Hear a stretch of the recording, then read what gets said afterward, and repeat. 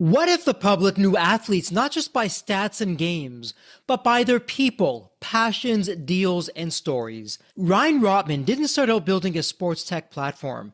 He started as an actor asking a simple question: why is there no IMDb for athletes? Out of that curiosity, he co-founded AthleteAgent.com with NFL superstar Aaron Rodgers, aiming to aggregate across silos all the data, deals, representation, and stories behind athletes. What used to require detective work now lives in one place, verifiable, transparent, and accessible to fans, brands, media, and insiders alike. Ryan's path has been anything but conventional. From Hollywood sets to venture boardrooms, he's learned to translate storytelling into startup strategy. His platform raised millions, merged sports, business, and media, and unlocked new ways for athletes to be understood beyond the field. This conversation peels back how vision meets purpose, how opportunity looks when you connect gaps, and how someone shifts from entertainer to architect of insights. And before we start the episode, a quick word from our sponsor, Deep Wealth and the Deep Wealth Mastery Program. Here's Sanjay, a graduate of Deep Wealth Mastery, and he says, the investment I made in the Deep Wealth Mastery Program, it's a rounding error compared to the value created today and the future value I'll receive. Or how about William, who says, and I love this, a company that's attractive to sell is also a great one to own. The Deep Wealth Mastery Program gives me the best of both worlds. Now, speaking of growth and adding value, check out what Leon says. He says that the Deep Wealth Mastery Program changed how and who we hire. We've now begun to hire talent today that we never would have hired if it weren't for the program.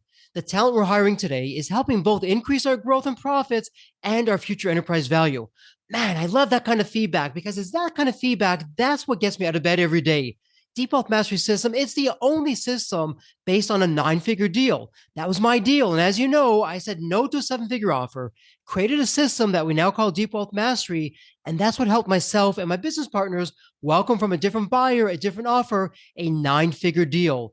So if you're interested in growing your profits, preparing for a future liquidity event, whether that's 2 years away or 22 years away, and if you want to optimize your post-exit life, Deep Wealth Mastery is for you. Please email success@deepwealth.com. Again, that's success, SUCCESS, at deepwealth.com. We'll send you all the information about Deep Wealth Mastery, otherwise known as the Scale for Ultimate Sales System. That's where you want to be. You want to be with other successful business owners, entrepreneurs, and founders just like you who are looking to create market disruptions. Whether you're a startup, whether you've been in business for 3 or 4 decades, whether you're manufacturing, whether you're high-tech, SaaS, low-tech, whatever the case may be, come in and network with other business owners, with other businesses just like you, because they all want to lock in their financial freedom and enjoy both success and fulfillment. Again, that's the 90-day Deep Wealth Mastery Program. It has your name on it. All you need to do is take the next step. Please send an email to success@deepwealth.com. Deep Wealth Nation, welcome to another episode of the Deep Wealth Podcast. Deep Wealth Nation, let me ask you this, because as entrepreneurs, we find problems and we solve them. Have you ever seen a company or a service and you're thinking, why didn't I think of that? Well, that's what I thought of when I had a chance to speak with our very special guest in the House of Deep Wealth. An incredible story, wonderful service that's being put out there. And I know you're going to love this. All kinds of lessons into how do we get branding out there, the startup world, everything else in between. But I'll put a plug in it. Ryan, welcome to the Deep Wealth Podcast. And absolute pleasure to have you with us. You have an amazing story, but what's the story behind the story? What got you from where you were to where you are today? Well, I appreciate you, Jeffrey, having me on. I'm a big fan of the podcast. Well, thank you. Deep Wealth Nation. Yeah, so my story starts in a small town in Texas. Played golf throughout high school. Ended up going to Texas Tech University. Decided pretty quickly while I was there that I was good at golf, but not, great enough to make it a profession. And I also wanted to really focus a little bit more on the business aspect of things. And while at school at Texas Tech, I started dipping my foot into acting and doing some plays. And the small town that I grew up in Texas didn't really have a theater department. So this was my first taste into that world. And I did a few plays there, really liked it, and ended up majoring in business with a minor in theater. And one summer decided, hey, you know what? I don't know anyone out there, but I'm going to take the leap and go to an acting school.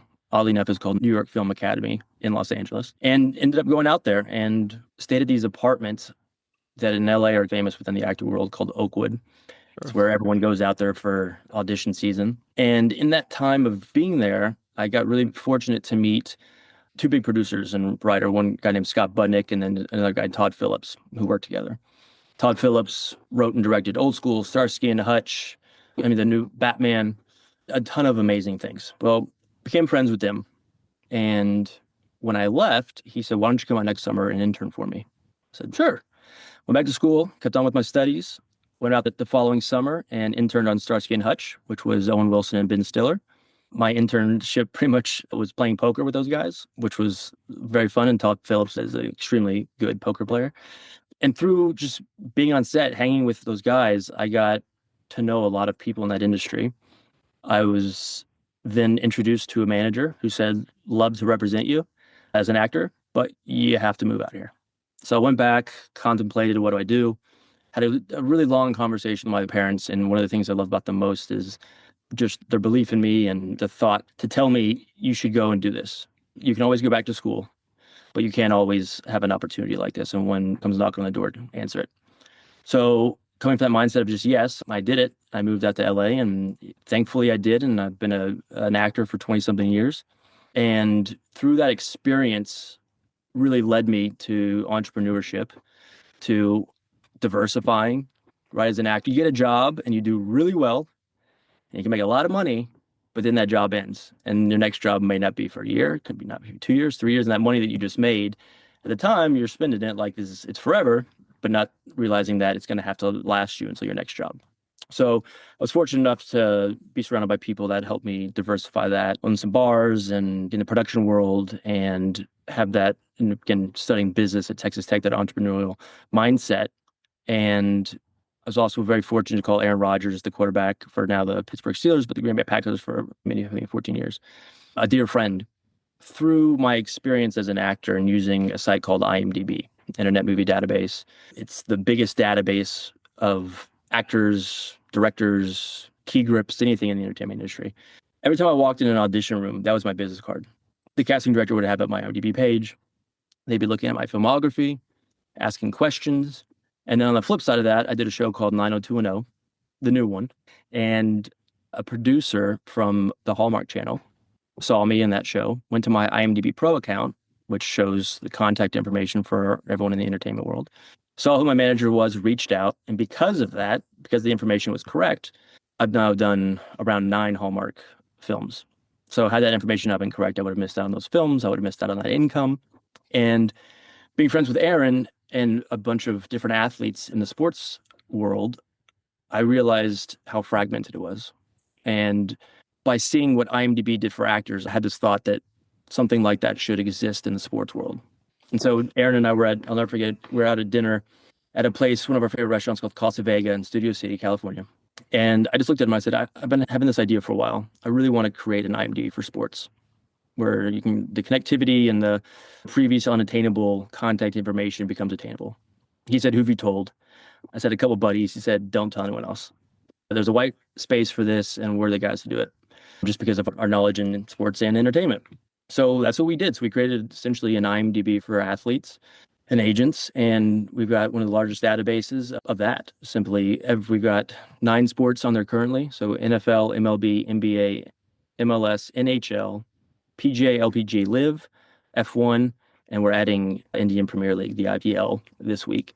And with that, you get every athlete that's on all those teams, current athlete, and then their philanthropy that they're associated with, all the business ventures that they've invested in, the endorsement deals they currently have, the contracts that they're signed for, and then most importantly, their contact information. So who their agent is, their manager, their PR team, their attorney of record, their financial advisor, whoever it is that you'd want to be able to reach out to get in contact with one of these athletes we showcase. It was a need that I had seen that IMDb fulfilled for me, that when Aaron and I started this, we really set out to help athletes and the agencies, right? Because they do a lot of outbound. We wanted to create some inbound.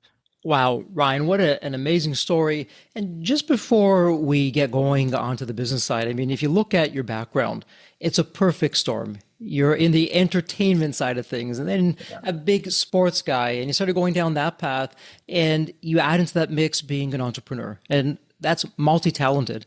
Not everyone can do that. Some people are just terrific in this one area. You're in at least three and counting. You probably miss another few, and you're really out there. So, from an entrepreneur's perspective, as you look back at your journey, Ryan, how did the entertainment and acting and going down that whole path, did that help in any way on the entrepreneurial side? 1,000%. And it's one of the greatest things that I ever took away from my time in acting was this thick skin that it created for me. And also the ability to, well, thick skin, but to take no's. So when acting is hearing a no every single day, you're not good enough, or you're too tall, or you're not good looking enough, or you're too good looking, or whatever it may be, you're constantly faced with rejection until you get that one no. And so I started finally having the mindset that every time I got a no, I would get excited because it meant it was one step closer to a yes. And that completely transitioned for me into the startup world, whether it was trying to get investments or pitching the idea or whatever it may have been, to continually get no's, to realize that it's not personal, that not everyone's going to see what you're doing makes sense for them. But for every no that you get, you're that much closer to someone seeing, understanding, and believing in your idea, whether it's being an advisor, just helping out any way they can, investing in you. And those no's that you get at the very beginning and throughout the whole process, really, I didn't allow affect me. If anything, it helped fuel me. And I think that was a big awakening for me to say that I'm glad that I went through the entertainment world for the entrepreneurship world, because without that, I think I could have been defeated pretty easily. And Ryan, as you're talking about that, what's so interesting in my experience in the Deep Wealth Nation as well, the entrepreneurial journey. And when I speak to entrepreneurs that have had massive success, one of the things that they share, exactly what you're talking with us right now, hey, Jeffrey, this didn't show up in a spreadsheet or in a complicated formula. It was my mindset that I had 1,000 no's, but I just kept on going out. I learned from it, wasn't doing the same thing, and kept on going until I got that one. And I just knew that one yes. I got the one yes. And then everything took off from there. And so, Ryan, let me circle back to something, because you did something that most entrepreneurs struggle with. Even entrepreneurs that have been successful and around for decades, not like you who have a new business and you're going out there and you're after the titans of business, like we're talking offline. In the 9-step roadmap, step one, big picture. This is where, regardless whether we're a startup or we've been in business for 3-4 decades, we're looking at what's a blind spot, or what we call an inflection point. What's a painful problem that has a large enough market that I can be world-class in solving, that's going to help enough people solve their pain point so I can solve my pain point. And so he said, hey, I'm just going to be the IMDb for all things sports. And love that. Love how you're describing that. Most people know IMDb. They check out their favorite show or film just to see what's going on, music, everything else. How did you stumble upon that, though? Did you just wake up one day and say, hey, this is missing? I mean, how did that come about? How did you find that inflection point? And then you took action on it. I think, looking at the size of how much of the industry, the entertainment industry, is involved in IMDb. Everyone from like Tom Cruise has a subscription, to his whole team, to people that have done one or two things. Key grips, every part of that industry has a profile, right? And subscribes. So they were actually bought in 1998, I believe, for $55 million by Amazon. And now they're worth upwards of $3 billion. So the size for me was always astounding, of how many people subscribe to it, but also how many people just visit it. On top of the fact that a lot of the basic users don't know there's a pro version, because you looking up who is that guy in Dukes of Hazzard, you look it up. You don't need to see who his representation is. With 80 million registered users, someone is. Being friends with Aaron and a bunch of athletes, and seeing, when Aaron and I built this, we said we didn't want to build this for the 1%, guys like himself. We wanted to build it for the other 99% of guys that are doing amazing things in philanthropy, investing, going on out careers in finance or whatever it may be after the sport. Guys on his offensive line that are huge in Green Bay, but their best friend from college is their manager and has no real footprint. So how do we bring eyeballs and visibility to them? So through that process of seeing his teammates, friends I knew in the sports world, missing out on deal flow, missing out on brand deals just because, they weren't educated in it enough, or their management wasn't doing enough for them, I just had this thought of like, well, if it can do this for entertainment, why can't it do it for sports? It's almost that same concept has the ability to be picked up and put into so many different categories. And sports is actually, if you think about it globally, bigger because everyone is watching Top Gun throughout the world, but not everyone in Chile is watching the same football that they're watching in London or rugby or Indian Premier League. It's starting to catch on in the US, but there's so many different leagues worldwide that we are going to cover. We have, like I said, we have 9 sports now, but we're going over 50 globally. And so we want to be able to focus in on those. And it was that moment of just saying like, man, sports is so massive. IMDb is so massive within the entertainment world. Something like this is just needed. And it's one of those things you sit on it forever. I'm like, there's no way I can do this. Someone's already have to have thought of it. Someone's already building it. You find every excuse to not do it because you just think, oh, well, how could I do it? And it was living with that idea for quite a while and then being in the right place at the right time and fortuitously just having that dinner with Aaron and saying, hey, I had this idea and him having that yes for me, right? And believing in it, being on the flip side of the sports world, being like, oh my God, this is so fragmented. Like this is needed. To have that kind of reassurance was everything. And Ryan, from the outside looking in, obviously, you know the industry really well, and I may be completely off base. It sounds like one of the opportunities that's going on here, when you look at sports, doesn't matter what particular type of sport, I would imagine that you have the superstars. Everyone knows these are worldwide icons, but then you have a huge void and it's everyone else. And it's a very small percentage of them to other people who are just incredibly amazing, but perhaps they didn't get the right kind of deal yet. But they're out there, they can do some amazing things. So was the idea or part of the idea of, hey, why don't we take these incredible athletes, have an amazing story, they're a terrific brand, we're just going to be the matchmaker, help them while they're doing what they do on their craft, playing their game, taking it to the next level. Why don't we bring the business aspect to them that they otherwise, or their managers may otherwise not be able to do? Is that part of the thinking? 100%. 100%. Because there are some guys that are, I mean, in women, we just added LPGA and we're adding WNBA next, that are doing so many amazing things outside of sport that people don't realize or recognize. And we wanted to put an emphasis on that, like philanthropy. That was a big one for Aaron, wanting to put on the site. He's got 9 charities.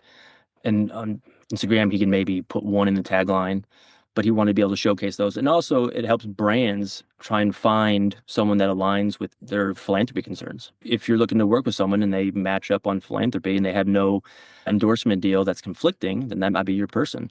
But it was finding those people that are maybe making league minimum, but on the outskirts of that, they're also learning how to do finance and or taking that money that they are making and investing it wisely, diversifying, like I mentioned earlier, and just being a platform that helps, right? That just has a place where someone can connect with them that previously wouldn't have been able to, and give the validity to the agent or manager, right? That didn't have it before. Now it's, oh, he was my best friend in college who represents me. Well, now you can actually see that he is my representation.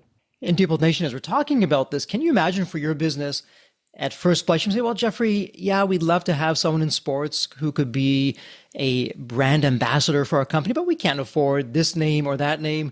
Well, with what Ryan and team are doing, now you could imagine what that can do. And before, Ryan, I'd imagine for me to start to find out, okay, how do I get in touch with this particular sports player over here? It'd probably be difficult. If I'm not in the industry, where do I start? Who do I call that I'm not just somebody out of the blue reaching out, probably not the right email or phone number. Now I can come straight through you. You're validated. This is the real deal. This is not a scam. Yep. And I can find, oh, look at this. This athlete is there, or this sport is here, or this team is there. Oh, here's a contact information. And off I go with that, where I can now, I love what you're doing, being that matchmaker to really help all parties involved. You're helping the public. They can get excited over someone that they follow in sports. Well, hey, here's a business that this person really believes in. And this athlete is now supporting by being their brand ambassador, and on it goes, because it was fascinating. I never realized, never really thought about it this way. I mean, it's right on your website. In terms of people that follow the athletes, it's over 1 billion people. That's a big marketplace. You have over 4,000 athletes, over 2,000 agents, all kinds of agencies, and it's just growing and growing. So on the flip side, how are you getting the athletes, the teams, to say, hey, yeah, let's do this. Let's sign up with Ryan and team at athleteagent.com. What's that like? That's a great question. So we have a data team that our moat is really that a lot of the lift here is manual, right? Is a lot of outreach to agencies. We're fortunate now that because we're live, we had the subscription up. We're at 7,000 now, but we're getting a lot more inbound where new agencies that maybe aren't listed that have a sport that we don't cover yet, say, hey, we'd love to get our athletes on there.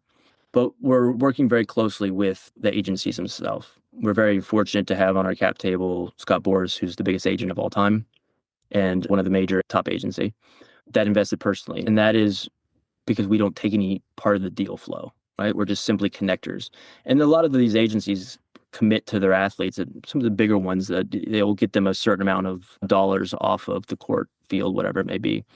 And like I said earlier, they're doing a lot of outbound reaching. Well, just from that process of working with them, getting their rosters, it behooves both sides to keep it updated like it does for IMDb for me, or else I would have missed out on those jobs. Because I had a conversation with an agent the other day. I represent Jalen Waddle for the Dolphins. And on his endorsement deals, we had Raising Cane's. And we were looking at the profile, and he said, actually, can you take that off? That endorsement just ended. And we don't want someone, let's say, just as an example, Chick-fil-A, to see that he's working with Raising Cane's and therefore not reach out. And so it helps all the different sides. And on that flip side, too, they said, we'd love to be able to see the businesses that are subscribing to your platform. So we know who's actively looking, so we can therefore reach out. Our third subscriber was Coca-Cola. We have a bunch of Fortune 100s, Fortune 500s that have subscribed. We have leagues that have subscribed. And to have that ability for them to do the outbound, but also these smaller athletes get, like you said earlier, the ability to maybe not a brand coming and saying, I can't afford someone. Well, now you can see their contract and say, okay, well, maybe I can't afford them, but I see that Ed Barry also represents this athlete who makes far less. I should shoot for that.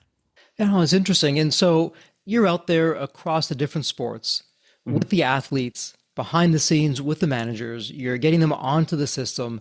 And so me, whether I'm coming in as an individual or as a business, I'm going to be having some kind of a subscription. I know you have a monthly subscription, a yearly subscription.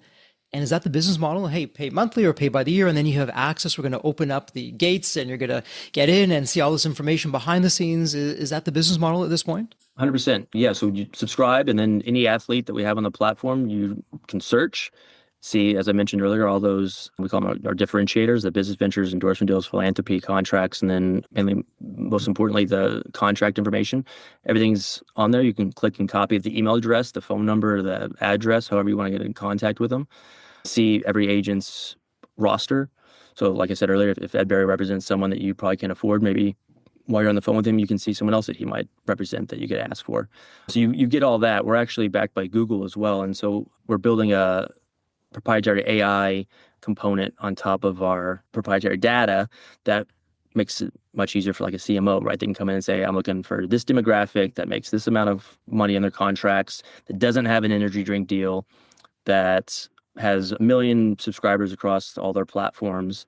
Who should I work with? And it'll give you go through our whole database, come back with, like, say 30, then you can continually narrow it down, or download all 30 of those athletes' representation emails and cold email them all and see who writes back.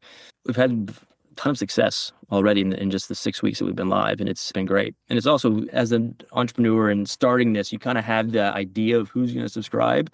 And it's always so amazing when it's so much broader than you originally thought. We woke up, we're like, oh, this is a lot wider than we initially thought. And this is incredible. It's not so narrow. And so as you look at where you are right now, and you just shared, hey, we're weeks old, not years old, not months old, we're just weeks old. Let's fast forward. And I know it may be hard to envision for just a moment. That said, though, what is success? What does ultimate success look like for you? Continue growth, continue the building a moat around ourselves, continual addition of data, of new sports, right? Like I said earlier, building up to 50 sports globally. And eventually, I think this fits really well under the Amazon umbrella, right? Of IMDb and Athlete Agent, something to purchase like that. And just too, for Deep Wealth Nation, we've been up for 6 weeks, but we've been in business a while. And we just did a rebrand.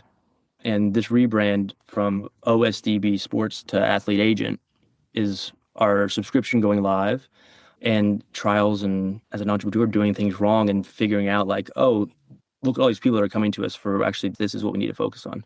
And so as you look at that from your very humble beginning, still fresh, still writing the chapter as we go along with that. If you go back to the beginning, though, Because the naysayer, and we all have that. Well, who am I to start this company? You already have IMDb. They could easily do it. We're just going to be a rounding error compared to them. Mm. What was the go, no go for you? Was there a specific moment that you said, okay, I got this? Yeah, I know it sounds crazy, or maybe even looks impossible, but I'm just going to do it. I think it was that back to that dinner with Aaron, having someone of his stature in sport, being the highest paid NFL player of all time, giving it that go and co-founding it with me and putting up the initial check was that because listen, this kind of stuff isn't cheap, right? The data collection and it being manual and marketing, it's not cheap. But to have someone like him behind it and made it really valid in my mind. Also, it didn't hurt having his name as we go out and try and raise in the future and with press and everything like that. So that was super helpful. But I think for me, it was always a pipe dream until having that conversation. He said, let's do this. And then I was like, oh, okay. And then it was just like absorbing as much knowledge as I possibly could about how to do it. And when you look back at your acting days, I mean, we're talking Hollywood, it's Mhm. crazy industry doing these amazing things. What are some of the best practices that you've now incorporated into what you're doing on the entrepreneurial side? Never giving up, for sure, because Hollywood is filled with aspiring actors that are all bartenders, pushing through the resilience, learning early on too. I think for me, the diversify and another big one is know your audience. My audience has changed dramatically from doing shows on Nickelodeon and having teens be fans to now doing Hallmark and having moms and grandmas be my audience is again, know your audience and play to that. So here, like I said earlier, of doing this rebrand and figuring out who our audience was a big key. So yeah, I think the biggest one for me was just never give up because in acting, if trust me, you want to give up all the time. And from there, you've really now gone behind the scenes with sports on the professional side, different industries. What's it been like for you? Because we see it as fans, we see it on the front end, but on the back end, the business side, you're seeing the good, perhaps the not so good, everything else in between. Anything that you can share with us that's been perhaps a surprise for you? How closely they're related, but also how different they are in the sense that I think it's starting to change now, but for a long time, an athlete was seen as an athlete. And that's all. And that's kind of how it is in, I'd say, in Europe. It's about 5 years, I'd say, behind the US, and how the athlete is now becoming entrepreneurial, investors. Look at Saquon Barkley. He's probably one of the best investors in the league. But also, it's so close in this sense that there are, you have the top 1%, you have the Tom Cruises, you have the Aaron Rodgers, all the way down. But even I know so many actors that are acting and making a salary, but doing so smart at what they do with their money. You have that in sports as well. So it's very similar in that. But on the flip side, you have it's very similar in the sense that because a lot of actors maybe didn't go all the way through school, and the Mhm. same with athletes, you have that financial illiteracy, I guess you'd say, right? Of not knowing. Thankfully, I went to business school, so I had that. But not having that, well, I have all this money. What do I do with it? Or I'm making league minimum. What do I do with it? Because we always joke that NFL means not for long. So what do you do and how do you foster and keep that money and make it work for you? So they're very closely related and they're also very different. Where I feel like a lot more people listen to actors than they do athletes, but you also have more of an emotional tie, I guess, to an entertainment star. You see their face more regularly. But yeah, it's like, oh man, at the very beginning, this is so similar. And then as you dive into it, it's like, oh, this is actually a lot more fragmented than entertainment. And as we're talking a little earlier, you mentioned artificial intelligence, AI, and it is all the headlines and Mhm. keeps on going in areas that we thought, hey, not possible, but it's absolutely there. So you spoke about on the back end, how as you build out your search algorithms, AI is going to be to help me find that perfect scenario of exactly what I'm looking for in the blink of an eye, as opposed to who knows how long it would take the good old fashioned way, the old school way. But that said, let's go to the front end with AI because there's all kinds of talk now, and you always have this at the start of every industry. I remember when the internet first came on board. I'm dating myself here somewhat. Oh yeah, these stores are no longer going to be in existence. The internet's going to replace all of them, and it partially happened, but it really didn't happen. And certain industries, oh, they're just going to go out because it's all going to be done online. But that said, where do you see AI on the front end when it comes to sports?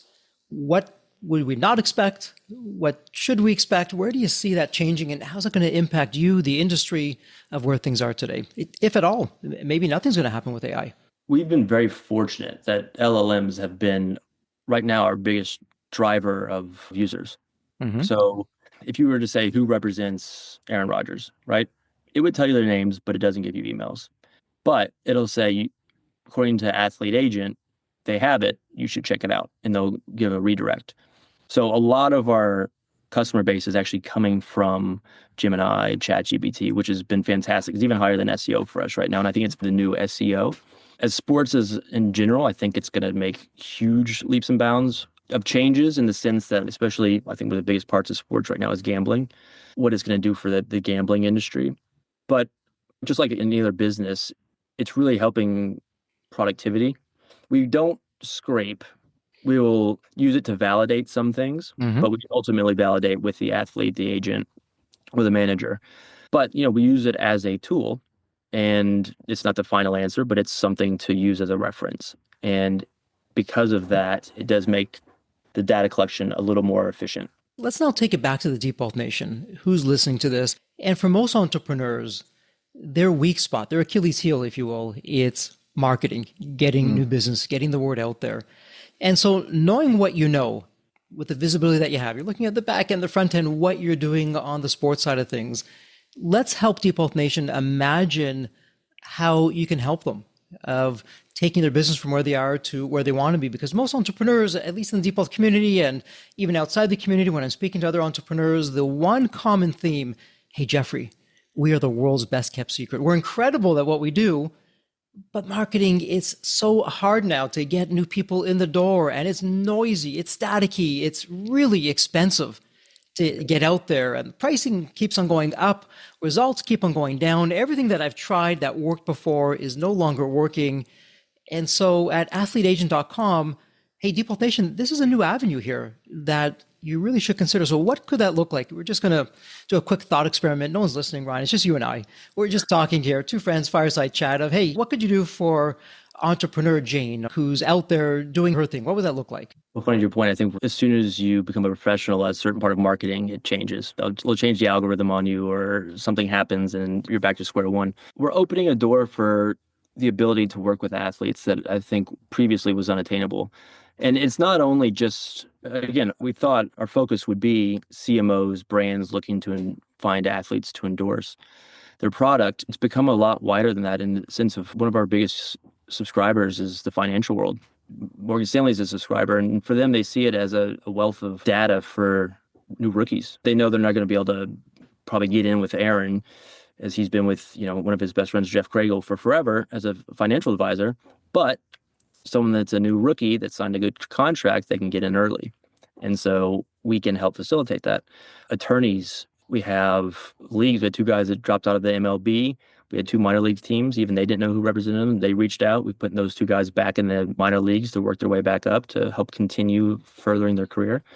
So it like, hey, I'm a startup. I want to, try and get an athlete to invest, or try to get an athlete to be an advisor, or be the face of the company. Come on, look up whoever you're wanting to work with, just peruse and find some possibilities, and then reach out. And again, keep trying until you find the right match that believes in your product. But the use case isn't just for endorsement deals. It's everything, right? It's anything if you're a charity, you want to see if an athlete will sign something for your new charity auction, or they seem to be aligned with what you do. Maybe they'll help come do a visit to a children's hospital, whatever it may be. We help bridge that gap and can be there. And we're new, and we want to be helpful in any way we can. So we get a lot of emails to us saying, hey, would you be able to help me navigate this or X, Y, or Z? And 100% we will, right? We're new. We want to make sure that this is helpful for people. And so because of that, like anytime anyone emails us, we get back to them. And yeah, we kept them. And again, something that, we have CNBC as a subscriber, and they said we would have paid triple this. But we really wanted to be able to keep the subscription low. So as a startup, you could still do that, right? Or as an individual that doesn't want to spend $10,000 a year on a subscription for, say, like Zoom Info, where you go on, the information is not correct, where we know all of our emails are deliverable that we have on the site too. We have APIs to make sure everything's very valid, but they can afford that to go on and try and make that decision because I want this to be used by everyone. And that's what Aaron and I always says, not only help the athlete and the agent, but also help the small businesses try and achieve maybe getting that defensive back, be the face of their Pittsburgh brewing company, whatever it may be. He's a huge deal in Pittsburgh. Maybe he's not nationwide, but he is there. We're here to help both sides. And Depot Nation, what I love about this, what Ryan's doing with athleteagent.com, Ryan, you're democratizing access to, I'm going to call them superstars, regardless that they may be in sports or not.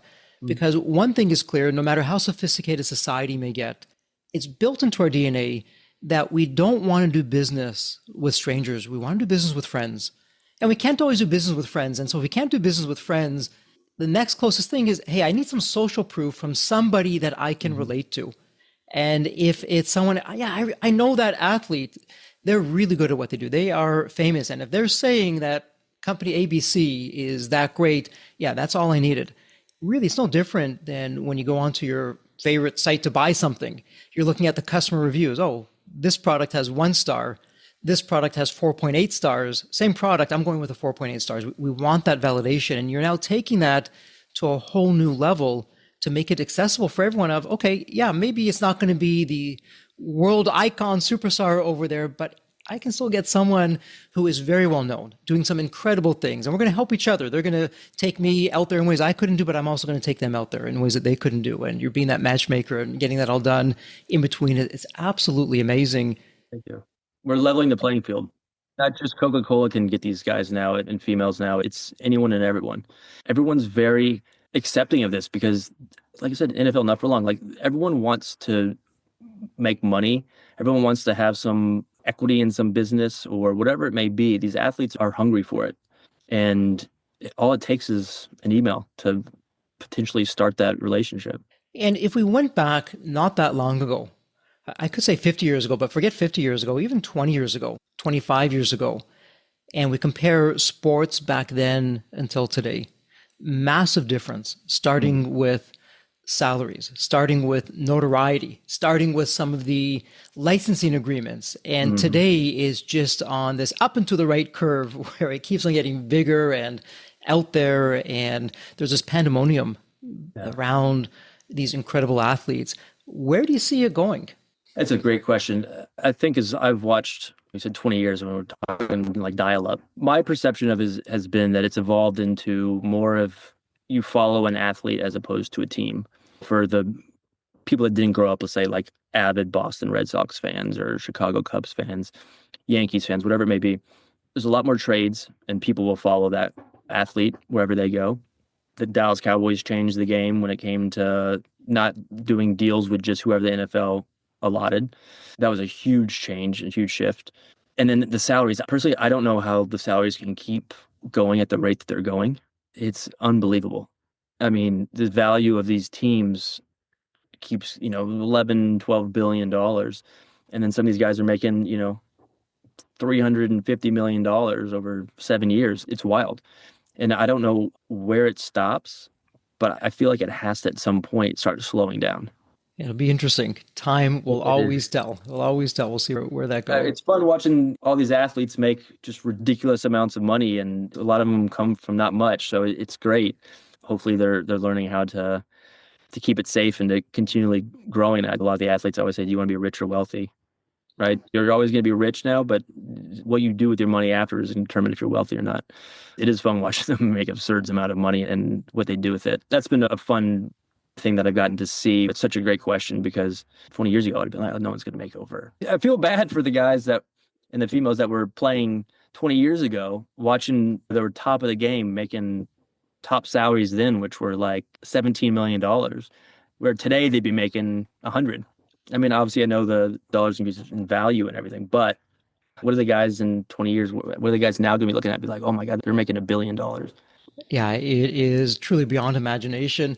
But let me ask you this before we start going into wrap-up mode. When you've had a chance to interact with these different athletes or even the teams, it's a bit of an unfair question because you could say even before I ask the question, well, Jeffrey, you know what? Every person is different and what works for one person might be different for another person. But generally speaking, when you meet these super successful athletes on the field and off the field, and yes, there's always these stories of, hey, they're great on the field, but not so great off the field. We'll leave that out of it. Just these genuinely great people on and off the field who are successful. They're wealthy. They're doing some incredible things out there.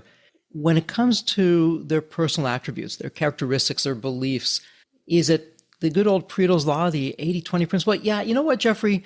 Of all these incredible athletes that I'm meeting, 80% of these incredible things that you hear is coming from 20% of the same beliefs that I'm hearing again and again, or these one or two beliefs that I'm hearing are what I see continually with these athletes. Anything come to mind with that? Yeah, I think drive to be great. And then it also comes down to just knowledge and IQ, sport IQ, right? Like I always say that Aaron's one of the smartest individuals I've ever met.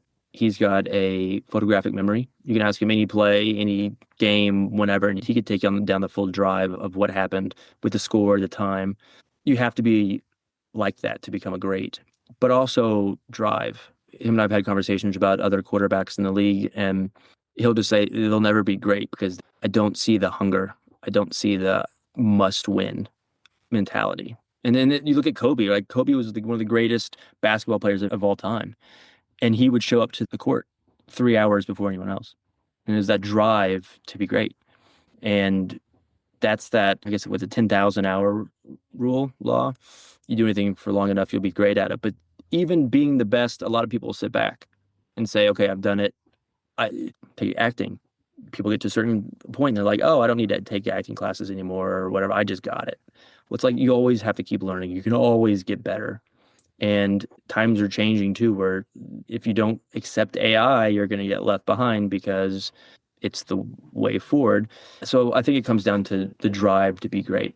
Some terrific insights there. Deep Health Nation, it all comes to the mindset, the drive. How committed are you to doing that? Yeah, I don't have to do it, but I am going to because I'm going to perfect my craft. I'm going to take it to the next level. I'm prepared to do what no one else is prepared to do, and that's going to put me in a league of my own. And that said, Ryan, before we do go into wrap-up mode, is there a question I haven't yet asked, or even a theme or a message or topic that we haven't covered that you want to share with Deep Wealth Nation? I mean, just from my own experiences, I would just say, especially in startup mode, there's been so many days that you just think this is it. But you back to that drive of saying it's not. If you're not having problems, you're not doing something right.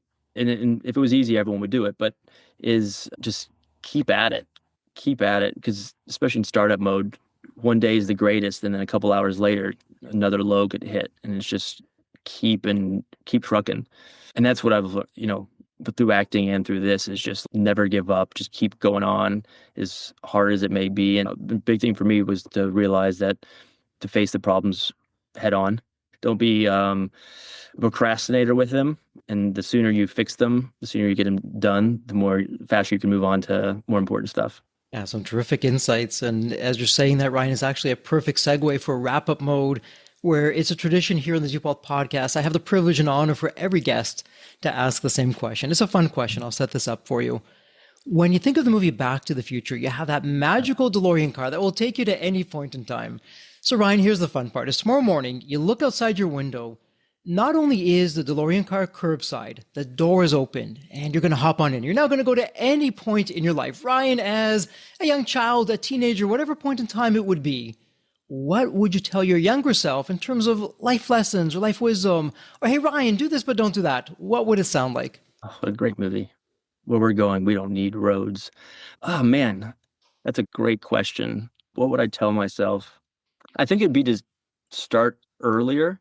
I had the business drive and I had the acting drive, but I think I let a lot of it go on too long before I started taking initiative of having this idea for that long. Obviously, the pieces needed to fit and everything ended up coming to that dinner with Aaron. But starting out to be more proactive with thoughts and ideas than sitting on them and having the thought that someone else is already doing it. And because if you listen, it's not really failure, you tried. So to try, I'd say try more often. Yeah, start earlier. Always be proactive. Always proactive. And I listen to a lot of these history podcasts as well. And they always say, if you could go back to any time period, what would it be? And they always say, I wouldn't want to go anywhere, but present. And that's just because of healthcare. No medicine. That's a whole other not episode that could be an Yeah. entire series. But Deep Wealth Nation, some terrific advice.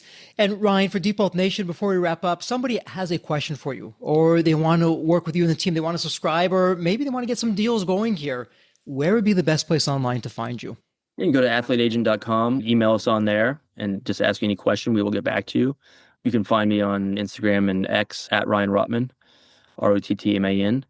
I'm always looking at DMs and all that kind of stuff. And a big thing of when I was in LA, we would always have like entrepreneur startup roundtables of helping each other. So ask questions, and I'm happy to listen. I'm not an expert by any means, but if I can help through any experiences that I've had, I'm happy to do so. Deep Wealth Nation, great news for you. When you go to the show notes, this is all there. It's a point and click. It doesn't get any easier. You'll learn all about what athleteagent.com does for you. And while you're there in the show notes, take Ryan up on his offer. Get a subscription. Take your business to the next level. And if you're curious, in the show notes, there's also Ryan's IMDb link, and you can see what he was doing as an actor. He has quite a number of films and works that he's done. Well, Ryan, as we love to say here at Deep Wealth, congratulations. It's official. This is a wrap. May you continue to thrive and prosper while you remain healthy and safe. Thank you so much. So there you have it, Deep Wealth Nation. What did you think? So with all that said, and as we wrap it up, I have another question for you. Actually, it's more of a personal favor. Did you find this episode helpful? Have you found other episodes of the Deep Wealth Podcast empowering and a game changer for your journey? And if you said yes, and I really hope you did, I have a small but really meaningful way that you can actually help us out and keep these episodes coming to you. Are you ready for it? The dramatic pause. I'll just wait a moment. Drum roll, please. Subscribe. Please subscribe to the Deep Wealth Podcast on your favorite podcast channel. When you subscribe to the Deep Wealth Podcast, you're saving yourself time. Every episode automatically comes to you. And I want you to know that we meticulously craft every one of our episodes to have impactful strategies, stories, expert insights that are designed to help you grow your profits, increase the value of your business, and yes, even optimize your post-exit life and your life right now, whatever you want that to look like. And every time you subscribe and a fellow entrepreneur subscribe, it's a testament to how together, yes, we are changing the social fabric of society. One business owner at a time, one liquidity event at a time. So don't let the momentum stop here. Subscribe now on your favorite podcast channel. You'll never miss an episode. You'll be the first to hear from the top industry leaders, the innovators, the disruptors that are really changing and shaping the business world. And maybe you're commuting, maybe you're at the gym, maybe you're taking a well-deserved break that we spoke all about on this episode. The Deep Wealth Podcast, it's your reliable source for the next big idea that could literally revolutionize your business. So once again, please hit that subscribe button, stay connected, inspired, and ahead of the curve. And again, your next big breakthrough moment, it might just be one episode away. Maybe it was even this episode. So all that said, thank you so much for listening. And remember, your wealth isn't just about the money in the bank. It's about the depth of your journey and the impact that you're creating. So let's continue this journey together. And from the bottom of my heart, thank you so much for listening to this episode. And as we love to say here at Deep Wealth, may you continue to thrive and prosper while you remain healthy and safe. Thank you so much. God bless.